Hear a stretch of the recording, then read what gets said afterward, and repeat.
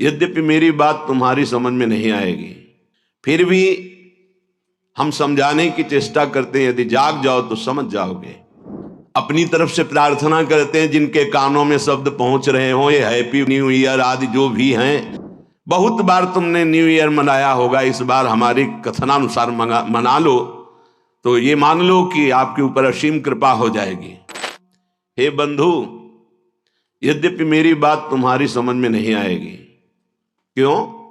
क्योंकि दुस्नेहा पासैर महा, तुम बहुत दुरंत कठिन मोह फांसी से बंध चुके हो, अज्ञान से युक्त हो, इसलिए पहले कह रहे मेरी बात तुम्हारी समझ में नहीं आएगी।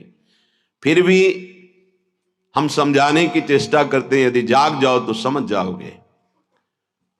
हे बंधु, तुम जिससे जिससे अपनापन किए हो, ये केवल घड़े हैं।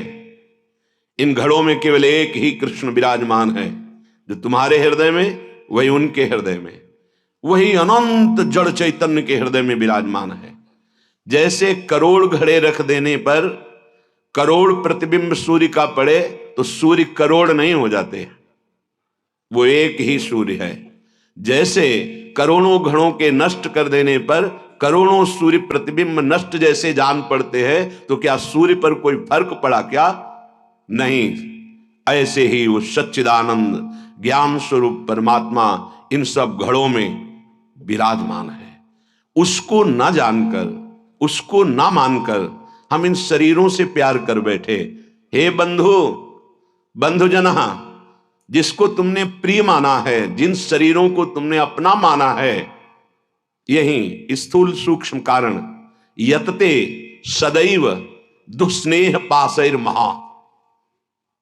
एक ही लड़का है, बहुत रुपया कमा रहा है, पधार गया, पूरा परिवार उजड़ गया। ये काल का कलेवा संपूर्ण संसार है। ए भाई, यद्यपि मेरी बात तुम्हारी समझ में नहीं आएगी, पहले कह दिया।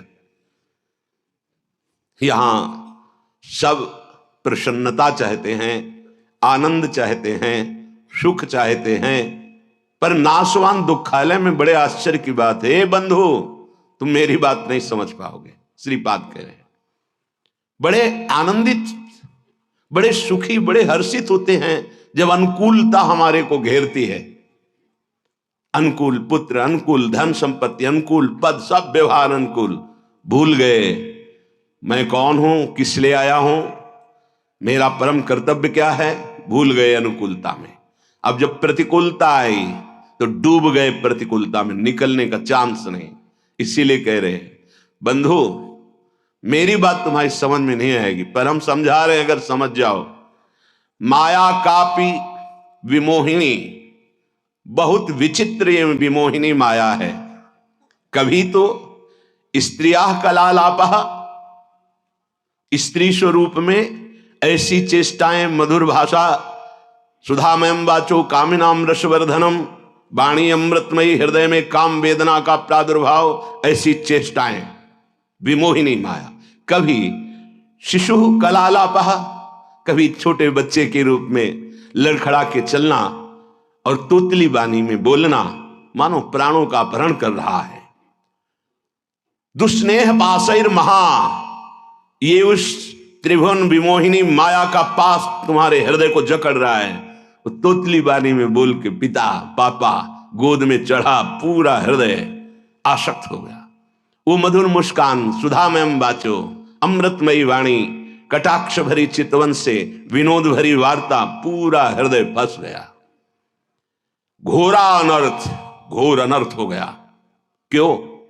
यहां आए थे जीवन मुक्त होने के लिए, वादा गर्भ से करके आए थे भगवान से कि इस बार मुझे निकाल दो, मैं ऐसा भजन करूंगा, कहीं भी ममता आसक्ति नहीं करूंगा, एकमात्र आपका भजन करके जीवन मुक्त हो जाऊंगा। तो फिर क्या, गृहस्थी में ना रहें? नहीं, आराम से रहिए। तो पत्नी से प्यार न करें, नहीं, बहुत प्यार कीजिए, लेकिन स्वार्थ की गंध रहित होकर उसे परमात्मा स्वरूप